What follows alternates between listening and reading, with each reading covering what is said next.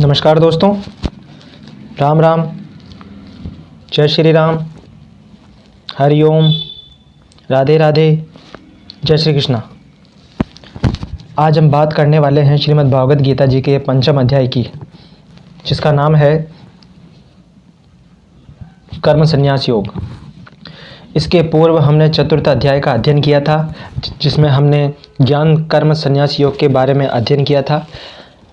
आज हम कर्म संन्यास योग के बारे में पढ़ेंगे। चलिए अब हम चलते हैं आगे। अर्जुन श्री कृष्ण भगवान जी से कहता है कि आप कर्मों के संन्यास की और फिर कर्म योग की प्रशंसा करते हैं, इसलिए इन दोनों में से जो एक मेरे लिए भली भांति निश्चित कल्याणकारक साधन हो उसको कहिए। तब श्री भगवान जी कहते हैं, अर्थात श्री कृष्ण भगवान कहते हैं कि कर्म संन्यास योग, कर्म संन्यास ये दोनों ही परम कल्याण को करने वाले हैं, परंतु उन दोनों में भी कर्म संन्यास से कर्म योग साधन में सुगम होने से श्रेष्ठ है। हे अर्जुन, जो पुरुष न किसी से द्वेष करता है और न किसी की आकांक्षा करता है, वह कर्म योगी सदा सन्यासी ही समझने के योग्य है, क्योंकि राग द्वेष आदि द्वंद्वों से रहित पुरुष सुखपूर्वक संसार बंधन से मुक्त हो जाता है। उपयुक्त संन्यास और कर्म योग को मूर्ख लोग अलग अलग फल देने वाले कहते हैं, न कि पंडित जन, क्योंकि दोनों में से एक में भी सम्यक प्रकार से स्थित पुरुष दोनों के फल रूप परमात्मा को प्राप्त होता है। ज्ञान योगियों द्वारा जो परम धाम प्राप्त किया जाता है, कर्म योगियों द्वारा भी वही प्राप्त किया जाता है। इसीलिए जो पुरुष ज्ञान योग और कर्म योग को फल रूप में एक देखते हैं, वही यथार्थ देखते हैं। परंतु हे अर्जुन, कर्म योग के बिना संन्यास अर्थात मन, इंद्रिय और शरीर द्वारा होने वाले संपूर्ण कर्मों में कर्तापन का त्याग प्राप्त होना कठिन है, और भगवत स्वरूप को मनन करने वाला कर्म योगी परब्रह्म परमात्मा को शीघ्र ही प्राप्त हो जाता है। जिसका मन अपने वश में है, जो जितेंद्रिय एवं विशुद्ध अंतःकरण वाला है और संपूर्ण प्राणियों का आत्म रूप परमात्मा ही जिसका आत्मा है, ऐसा कर्म योगी कर्म करता हुआ भी लिप्त नहीं होता। तत्व को जानने वाला सांख्य योगी तो देखता हुआ, सुनता हुआ, स्पर्श करता हुआ, सूंघता हुआ, भोजन करता हुआ, गमन करता हुआ, सोता हुआ, श्वास लेता हुआ, बोलता हुआ, त्याग करता हुआ और आंखों को खोलता और मूंदता हुआ भी सब इंद्रियां अपने अपने अर्थों में बरत रही हैं। इस प्रकार समझकर निसंदेह ऐसा माने कि मैं कुछ भी नहीं करता हूँ। जो पुरुष सब कर्मों को परमात्मा में अर्पण करके और आसक्ति को त्याग कर कर्म करता है, वह पुरुष जल से कमल के पत्ते की भांति पाप से लिप्त नहीं होता। कर्म योगी ममत्व बुद्धि रहित केवल इंद्रिय, मन, बुद्धि और शरीर द्वारा भी आसक्ति को त्याग कर अंतःकरण की शुद्धि के लिए कर्म करते हैं।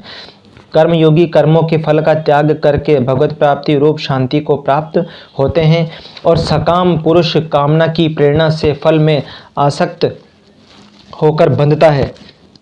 अंतःकरण जिसके वश में है, ऐसा सांख्य योग का आचरण करने वाला पुरुष न करता हुआ और न करवाता हुआ ही नौ द्वारों वाले शरीर रूप घर में सब कर्मों को मन से त्याग कर आनंद पूर्वक सच्चिदानंद घन परमात्मा के स्वरूप में स्थित रहता है। परमेश्वर मनुष्यों के न तो कर्तापन की और न कर्मों की और न कर्म फल के संयोग की रचना करते हैं, किंतु स्वभाव ही बरत रहा है। सर्वव्यापी परमेश्वर भी न किसी के पाप कर्म को और न किसी के शुभ कर्म को ही ग्रहण करता है, किंतु अज्ञान के द्वारा ज्ञान ढका हुआ है, उसी से सब अज्ञानी मनुष्य मोहित हो रहे हैं। परंतु जिनका वह अज्ञान परमात्मा के तत्व ज्ञान द्वारा नष्ट कर दिया गया, उनका वह ज्ञान सूर्य के सदृश उस सच्चिदानंद सघन परमात्मा को प्रकाशित कर देता है। जिनका मन तद्रुप हो रहा है, जिनकी बुद्धि तद्रुप हो रही है और सच्चिदानंद सघन परमात्मा में ही जिनकी निरंतर एकाकी भाव से स्थिति है, ऐसे तत्वपरायण पुरुष ज्ञान के द्वारा पाप रहित होकर अपुनरावृत्ति को अर्थात परम गति को वह प्राप्त होते हैं। वे ज्ञानीजन विद्या और विनय युक्त ब्राह्मण में तथा गौ, हाथी, कुत्ते और चांडाल में भी समदर्शी होते हैं। जिनका मन समभाव में स्थित है, उनके द्वारा इस जीवित अवस्था में ही संपूर्ण संसार जीत लिया गया है, क्योंकि सच्चिदानंद सघन परमात्मा निर्दोष और सम है। इससे वे सच्चिदानंद घन परमात्मा में ही स्थित है। जो पुरुष प्रिय को प्राप्त होकर हर्षित नहीं हो और अप्रिय को प्राप्त होकर उद्विग्न न हो, वह स्थिर बुद्धि संशय रहित ब्रह्मवेता पुरुष सच्चिदानंद घन परब्रह्म परमात्मा में एकाकी भाव से नित्य स्थित है।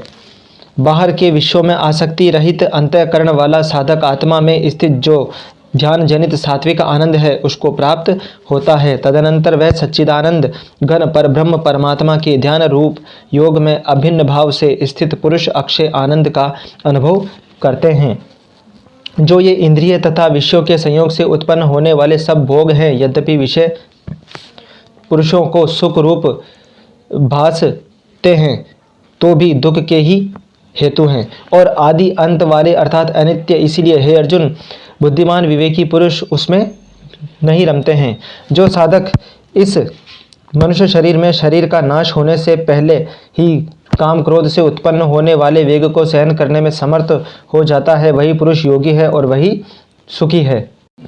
जो पुरुष अंतरात्मा में ही सुख वाला है, आत्मा में ही रमण करने वाला है तथा जो आत्मा में ही ज्ञान वाला है, वह सच्चिदानंद घन परब्रह्म परमात्मा के साथ एकाकी भाव को प्राप्त सांख्य योगी शांत ब्रह्म को प्राप्त होते हैं। जिनके सब पाप नष्ट हो गए हैं, जिनके सब संशय ज्ञान के द्वारा निवृत्त हो गए हैं, जो संपूर्ण प्राणियों के हित में रत है और जिनका जीता हुआ मन निश्चल भाव से परमात्मा में स्थित है, वे ब्रह्मवेता पुरुष शांत ब्रह्म को प्राप्त होते हैं।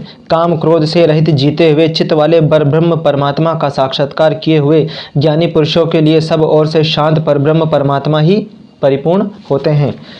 बाहर के विषय भोगों का न चिंतन करता हुआ बाहर ही निकालकर और नेत्रों को दृष्टि को भ्रकुटी के बीच में स्थित करके तथा नासिका में विचरने वाले प्राण और अपान वायु को सम करके जिनकी इंद्रियां मन और बुद्धि जीती हुई है, ऐसे जो मोक्ष प्राण मुनि इच्छा भय और क्रोध से रहित हो गए हैं, वह सदा मुक्त ही हैं।